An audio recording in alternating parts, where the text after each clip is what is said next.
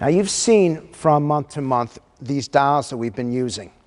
It's called instant response, and you turn the dial up or down based on whether you agree or disagree with what's being said.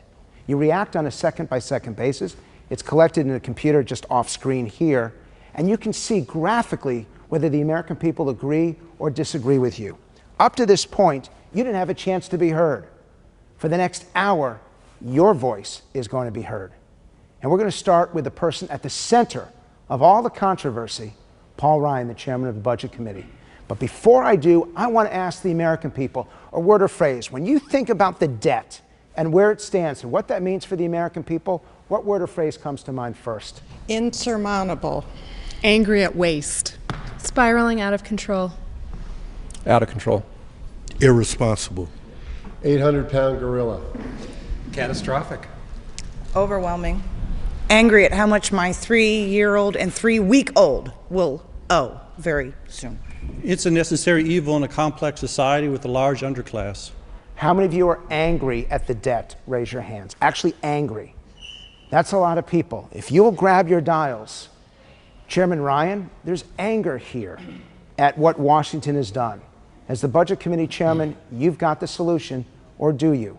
I'm going to give you a chance to make your pitch to the American people. Grab your dials, and let's start.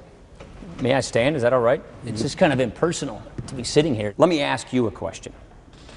One of the worst experiences I have ever had in Congress was just 2 years ago, a little about 2.5 years ago, the financial crisis, 2008.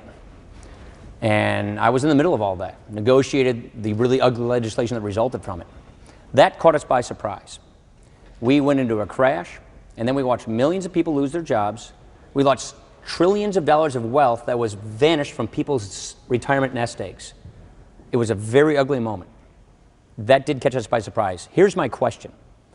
What if your president and your congressman saw it coming, knew it was going to happen, knew exactly how it was going to happen, why it was going to happen, when it was happening, and more importantly, knew what could be done to prevent it and had time to prevent it, but decided not to do it because of politics? What would you think of that person? I'd be so angry. That's where we are right now.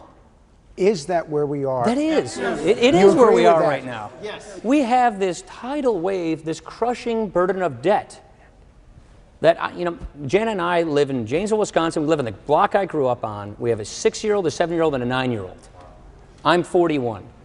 When my kids are my age, the government is telling me that their tax burden will have to be double for them what it is for us right now, just to keep this current government floating at that time. The Congressional Budget Office tells me they map the economy going in the future. They tell me that they think the economy crashes in 2037 and just can't conceive of a way in which the economy continues past that year because of the debt burden. So do you feel he understands the issue? Yes or no? Then I'm going to ask you the first question, which is, what's the solution? Not the problem. Everybody go back to 50. Now they want to hear the solution. So what the problem is, if you look at this, is it is spending. We don't have a problem of people paying too few taxes. The problem is Washington spends far too much money. Yep. And there are a lot of good intentions behind a lot of the spending programs. A lot of it's waste. A lot of it's stuff government should be spending money on, corporate welfare and things like that. But there are big programs that need to be dealt with that were designed in the 60s and just weren't designed to reflect the 21st century.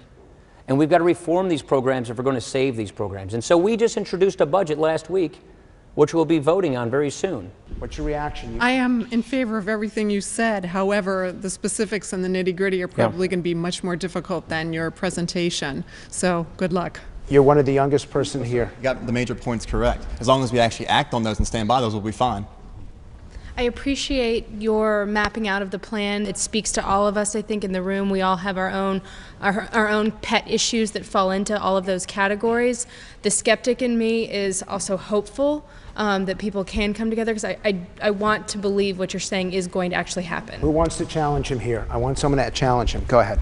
It's too vague, and by ignoring the revenue side, I think you're delusional that you're going to fix it. Everybody go to 50. How would you react to that, ignoring the revenue side? If we try to tax our way out of this problem, we shut down the economy and economic growth. What we want to do is reform the tax system, make it flatter, fair, more simple, and more internationally competitive. Look, we have big companies today that are making billions of dollars that don't pay any taxes because they got, special loopholes in the tax code that they can legally use to avoid taxes. Then you got other businesses struggling, making some money, paying a lot of taxes. It's not fair. So we want to reform this tax code, make our tax system more competitive so job creators can create jobs. And if we do that, then you get higher revenues. So we believe the secret to this is spending cuts and controls combined with economic growth. And fundamental tax reform gets us economic growth. We got one more shot. You got it right there. I mean, I think it's great, and I really, I appreciate you being honest and saying what you said. But the problem is, when American people aren't told how you're going to do it, and there's no clarity there, there's confusion. And if people are confused about how you're planning on going out and doing it, I'm happy to go into any level of detail you want to. They're just left in. And when you hear politicians talk, they talk about what we want to do. But I want to start hearing people talk about this is what we are going to do. This is the step-by-step plan we have in place, so people are clear what your objective is versus overall this is what we want to accomplish. How much time do I have? I know the problem is that the whole show isn't devoted to this. We've got a whole bunch of people coming up. I could spend the next 45 minutes with you walking you through a point-by-point budget plan that balances and pays off the debt. He could spend the next 45 days doing that, which he won't. I like doing that, actually. Paul, if you could though, give him one specific example, and then we'll have to call it quits for this segment. One specific example that would help him see that this really is a detailed process. One area of spending cuts we're going to go after is corporate welfare. React, please. The federal government spends a lot of money picking winners and losers in the marketplace. Whether it's Fannie Mae and Freddie Mac, whether it's big agricultural subsidies, whether it's all of this energy pork where we're picking winners and losers in the marketplace, we're trying to cut out of all the government spending all that corporate welfare. That's just one area where we're going after. Another area is the federal workforce. Federal workers, the size of the federal government grew 10% in just the last 2 years. Name me another business in this time that is growing that much.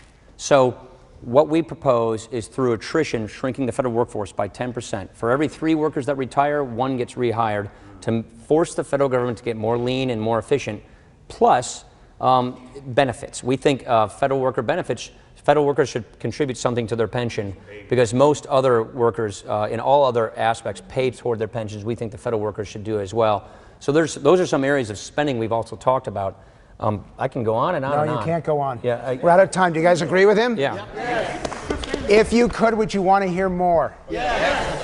I have to tell you. Will you let me? No, I can't. Most politicians, they don't want to hear anything from. The fact that they want to hear more from you, congratulations, Paul Ryan. All right. Thanks, Frank. Thank you. And coming up next, House Majority Leader Eric Cantor joins Frank in the focus group to discuss congressional accountability and why Americans should not lose faith in their elected leaders.